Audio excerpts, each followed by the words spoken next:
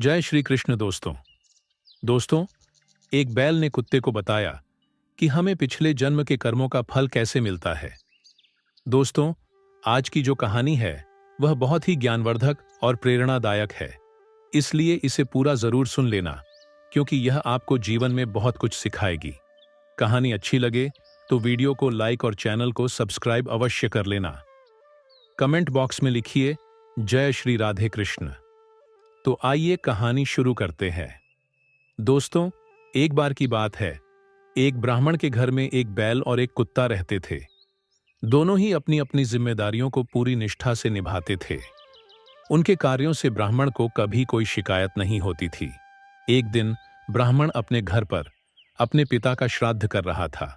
श्राद्ध के लिए खीर बनाई जा रही थी, लेकिन उसमें एक सर्प ने विष उगल दिया और यह सब उस कुत्ते ने देख लिया।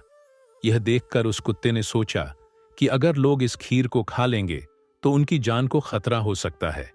उसने लोगों को बचाने के लिए खीर में अपना मुंह डाल दिया ताकि लोग इसे खराब समझकर न खाएं।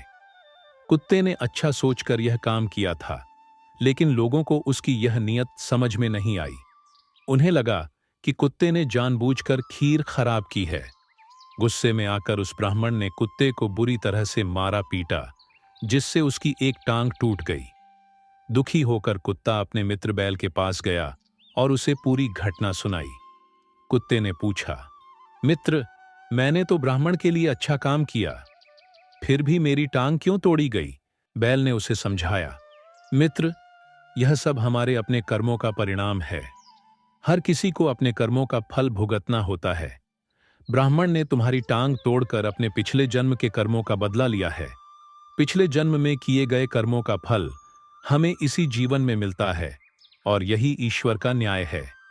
हे मित्र, मैं तुम्हें एक कहानी सुनता हूं, जिससे यह स्पष्ट होगा कि पिछले जन्म के कर्म इस जन्म में कैसे फलते हैं।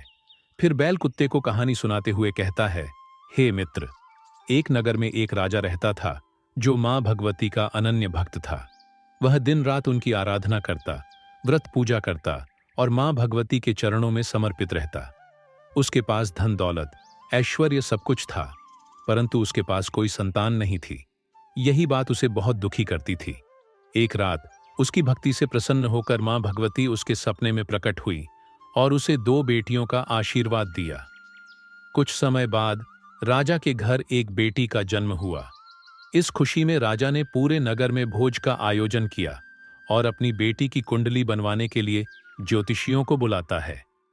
सभी ज्योतिषियों ने बताया कि यह कन्या अद्वितीय है, यह साक्षात देवी है।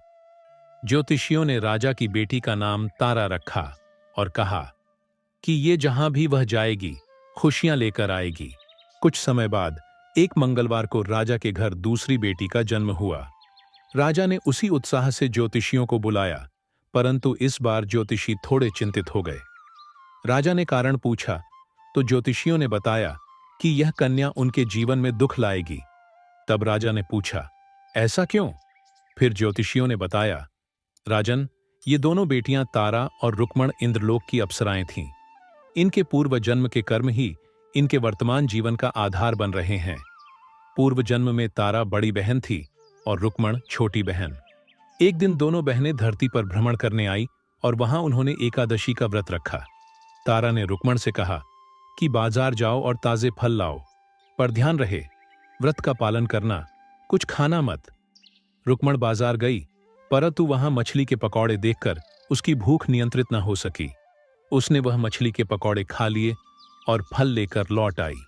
जब तारा को यह पता चला कि उसकी बहनें ने मछली खाई है, तो वह क्रोधित हो गई और गुस्से में आकर उसने रुक्मण को छिपकली बनने का श्राप दे दिया। अब रुक्मण छिपकली बन गई और जंगल में रहने लगी। उसी जंगल में ऋषि दुर्वासा अपने शिष्यों के साथ तपस्या कर रहे थे। उनके शिष्यों में से एक शिष्य बहुत घमंडी था। वह अपने कमंडल में पानी भरकर तपस्या करता था। एक दिन एक प्यासी गाय वहां आई और उसने उस कमंडल का पानी पी लिया। इससे शिष्य का ध्यान भंग हो गया और उसका कमंडल भी गिर गया। गुस्से में आकर उसने गाय को चिमटे से पीट दिया, जिससे वह गाय घायल हो गई। ऋषि दुर्वासा ने जब यह देखा कि गाय को घायल कर दिया गया है, तो उन्होंने अपने घमंडी शिष्य को आश्रम से बाहर निकाल दिया। कुछ दिनों बाद गौमाता पर हुए अत्याचार के पाप को कम करने के लिए ऋषि दुर्वासा ने एक बड़े यज्ञ का आयोजन किया। इस यज्ञ के बारे में उस घमंडी शिष्य को पता चला जिसने पहले गौमाता को चिमटे से मारा था। अपने अहंकार में डूबे हुए उसने इस यज्ञ को विफल करने का षड्यंत्र रचने की सोची। वह घमंडी शिष्य पक्षी का रूप धारण करके यज्ञ स्थल पर जा पहुंचा। उसने यज्ञ में बनाए जा रहे भोजन में मरा हुआ सांप डाल दिया ताकि भोजन दूषित हो जाए और यज्ञ में उपस्थित लोग बीमार पड़ जाएं। उसकी योजना यह थी कि इस घटना से यज्ञ विफल हो और ऋषि का मान घटे। यज्ञ स्थल के पास रुक्मण थी, जो अब छिपकली बन चुकी थी। वह पेड़ पर बैठी हुई यह सब देख रही थी। उसे तुरंत यह समझ में आ गया कि यदि भोजन दूषित हुआ तो इससे बड़ी संख्या में लोग बीमार पड़ सकते हैं या मर सकते हैं। छिपकली यानी रुक्मण ने लोगों की जान बचाने के लिए जानबूझकर उस भोजन में छलांग लगाई और उसे खराब कर दिया। जब लोगों ने देखा कि भोजन में छिपकली गिर गई है तो वे बहुत गुस्सा हुए। उन्होंने छिपकली को कोसना शुरू कर दिया, लेकिन जैसे ही भोजन की जांच की गई उसमें से मरा हुआ सांप निकला। तब सबको समझ में आया कि छिपकली ने भोजन में जानबूझकर कूदकर उनकी जान बचाई थी। इस घटना के बाद यज्ञ में उपस्थित सभी महत्वपूर्ण लोगों ने छिपकली की बहादुरी को समझा और उसकी आत्मा की मुक्ति के लिए प्रार्थना की। पंडितों ने बताया कि छिपकली के अच्छे कर्मों के कारण वह अगले जन्म में एक राजा के घर बेटी के रूप में पैदा हुई।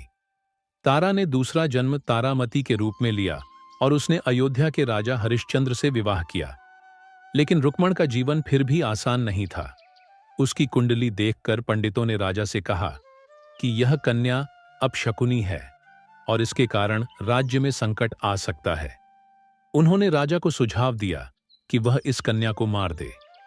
राजा, जो धर्मात्मा और न्यायप्रिय थे, उन्होंने इसका विरोध किया क्योंकि वह किसी बेटी को मारना पाप समझते थे। तब पंडितों ने सुझाव दिया कि एक संदूक में सोना चांदी रखकर इस कन्या को उसमें बंद कर दे और संदूक को नदी में बहा दे। कोई न कोई सोना चांदी देखकर इस संदूक को बाहर निकालेंगे, जिससे कन्या की जान बच जाएगी। राजा ने ऐसा ही किया। उन्होंने सोना चांदी और अपनी बेटी को एक संदूक में बंद किया और उसे नदी में बहा दिया। वह संदूक बहते बहते काशी के पास पहुंच गया, जहां एक हरिजन ने उसे देखा। वह संदूक को बाहर ले आया और जब उसने उसे खोला तो उसमें एक सुंदर कन्या को देखकर वो चकित रह गया। उस हरिजन के अपने बच्चे नहीं थे, इसलिए उसने उस कन्या को अपनी बेटी के रूप में अपनाया। उसने और उसकी पत्नी ने उस बच्ची को बड़े ही लाड़ प्यार से पाला पोसा। उन्होंने उस लड़की का नाम रुक्को रखा। बड़े होने पर रुक्को की शादी हो गई। उसकी सास राजा हरिश्चंद्र के महल में साफ सफाई का काम करती थी। एक दिन रुक्को की सास बीमार पड़ गई, इसलिए उसे अपनी सास की जगह राजा हरिश्चंद्र के महल में काम पर जाना पड़ा। रुक्को को यह पता नहीं था कि वह जिस महल में काम कर रही है वहां की रानी तारामती उसकी पूर्व जन्म की बहन है। जब रानी तारामती ने रुक्को को देखा तो वह चौंक गई। उन्होंने उसे पूर्व जन्म के पुण्य कर्म से पहचान लिया। रानी ने रुक्को से कहा कि तुम मेरी बहन हो। तुम्हें पिछले जन्म में एकादशी व्रत के दिन मछली खाने के कारण छिपकली बनने का श्राप मिला था। अब तुमने मनुष्य जन्म प्राप्त कर लिया है। फिर रानी तारामती ने रुक्को को सलाह दी कि अब तुम्हें मां वैष्णो देवी की पूजा करनी चाहिए। उनकी भक्ति से तुम्हारी सारी इच्छाएं पूरी हो जाएंगी। रुक्को ने मां वैष्णो देवी से एक बेटे के लिए प्रार्थना की और कहा, यदि मेरी मनोकामना पूरी हुई तो मैं अपने घर में मां वैष्णो देवी का जागरण और पूजन कराऊंगी। मां वैष्णो देवी ने उसकी प्रार्थना सुनी और कुछ समय बाद रुक्को को एक सुंदर पुत्र की प्राप्ति हुई। लेकिन बेटे के जन्म के बाद खुशी और व्यस्तताओं में रुक्को मां वैष्णो देवी की पूजा और जागरण करना भूल गई। कुछ साल बाद रुक्को का बेटा गंभीर रूप से बीमार पड़ गया। उसे चेचक हो गया। रुक्को बहुत परेशान होकर अपनी बहन तारामती के पास गई और उसे अपनी समस्या बताई। तारामती ने उससे पूछा, क्या तुमने मां वैष्णो देवी की पूजा और जागरण का वचन पूरा किया? यह सुनकर रुक्को को याद आया कि उसने मां वैष्णो देवी के जागरण का वचन दिया था, लेकिन उसे पूरा नहीं किया। रुक्को तुरंत मां वैष्णो देवी के मंदिर गई और पुजारियों से कहा, कृपया आप मंगलवार को मेरे घर आकर जागरण करिए। पुजारियों ने कहा, वह 5 रुपए लेकर मंदिर में ही जागरण करवा देंगे। तब रुक्को ने पुजारियों से कहा कि वे उसके घर आकर जागरण करें। तब पुजारियों ने कहा, हम केवल तभी तुम्हारे घर जागरण करने आएंगे जब रानी तारामती भी उसमें शामिल होंगी। रुक्को ने अपनी बहन तारामती को निमंत्रण दिया और उसे सारी बात बताई। रानी ने जागरण में शामिल होने का वादा किया। जब रुक्को पंडितों से बातें कर रही होती है, तब एक नाई उनकी बातचीत सुन लेता है और राजा हरिश्चंद्र को खबर दे देता है।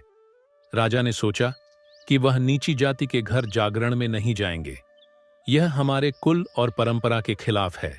इसलिए उन्होंने अपने हाथ की एक उंगली काट ली ताकि नींद ना आए और रानी जागरण में ना जा सके। जागरण के समय रानी तारामती मां वैष्णो देवी से प्रार्थना करती है कि हे मां, राजा को नींद आ जाए ताकि मैं जागरण में जा सकूं। उसकी प्रार्थना से राजा को नींद आ जाती है। रानी तारामती ने रस्सी बांधकर महल से उतरकर रुक्को के घर जाकर मां वैष्णो देवी जागरण में शामिल होने का निर्णय लिया। रुक्को के घर जाते वक्त रास्ते में रानी तारामती का रेशमी रुमाल और एक कंगन गिर जाता है। जब राजा की नींद खुली और उन्होंने रानी को महल में नहीं पाया, तो वह गुस्से में उनकी खोज में निकल पड़े। रास्ते में राजा को रानी का रेशमी रुमाल और कंगन मिला। वह रुक्को के घर पर पहुंचे और चुपचाप जागरण स्थल पर बैठ गए। जागरण समाप्त होने के बाद सभी को प्रसाद बांटा गया। रानी तारामती ने अपने हिस्से का थोड़ा सा प्रसाद राजा के लिए बचा लिया और कहा, जब तक मैं प्रसाद नहीं खाऊंगी, कोई भी प्रसाद नहीं खाएगा। फिर रानी अपने हिस्से का प्रसाद सबके सामने खाती है। फिर जागरण होने के बाद रानी तारामती अपने महल के लिए लौट जाती है। महल लौटते वक्त राजा ने रानी को देखा तो उन्होंने रानी को रोककर उससे पूछा कि उसने नीची जाति के घर का प्रसाद खाकर खुद को अपवित्र कर लिया है और मेरे लिए भी प्रसाद रखा है, जिससे मुझे भी अपवित्र कर रही हो। फिर जब राजा ने रानी के झोले में देखा तो उसमें प्रसाद की जगह फूल, चावल और सुपारी थी। इस चमत्कार को देखकर राजा हैरान रह गए और रानी को लेकर महल पहुंचे। रानी ने बिना माचिस के मां वैष्णो देवी के समक्ष दीपक जलाकर राजा को और चकित कर दिया। रानी ने राजा से कहा कि माता के दर्शन के लिए बहुत बड़ा त्याग करना पड़ता है, इसलिए आपको अपने बेटे की बलि देनी होगी। राजा हरिश्चंद्र ने अपने पुत्र की बलि देने का साहस दिखाया। राजा और रानी की भक्ति और त्याग से प्रसन्न होकर मां भगवती दुर्गा शेर पर सवार होकर प्रकट हुई। उन्होंने राजा के पुत्र को पुनः जीवन दान दिया। राजा हरिश्चंद्र ने मां दुर्गा की पूजा की और अपनी गलतियों की माफी मांगी। मां दुर्गा ने राजा हरिश्चंद्र को खुश रहने का आशीर्वाद दिया और अंतर्ध्यान हो गई। राजा हरिश्चंद्र, रानी तारामती और रुक्मण भी देवलोक चले गए। दोस्तों, इस कहानी से हमें यह महत्वपूर्ण सीख मिलती है कि हमारे अच्छे और बुरे कर्मों का परिणाम हमें अपने जीवन में अवश्य भोगना पड़ता है।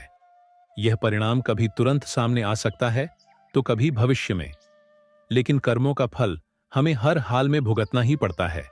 इसलिए यह हमारी जिम्मेदारी है कि हम अपने हर कदम और हर कार्य को सोच समझकर करें, क्योंकि हमारे कर्म ही हमारे भविष्य को आकार देते हैं। तो दोस्तों, आशा है यह कहानी आपको जरूर पसंद आई होगी। अगर यह वीडियो आपको अच्छी लगी हो तो वीडियो को लाइक और चैनल को सब्सक्राइब अवश्य करें।